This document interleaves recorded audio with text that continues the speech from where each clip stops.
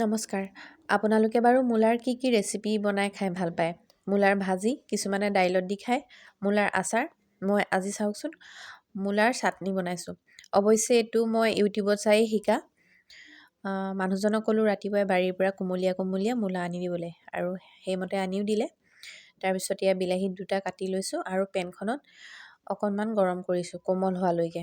তাৰপিছত আদা, পিঁয়াজ, জলকীয়া, ধনিয়া পাত যি আছিলে আৰু ঘৰত গোটেইখিনি দিছোঁ। আৰু এয়া বিলাহীখিনিও হৈ গ'ল, ভাজি হৈ গ'ল, কোমল হ'ল।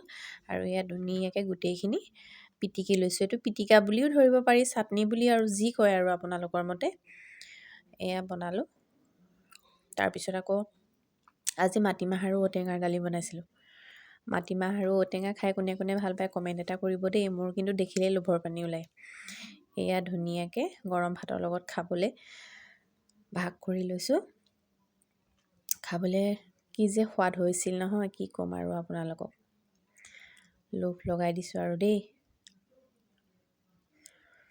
তাৰপিছত এয়া ভাতৰ থালি ৰেডি কৰিছোঁ।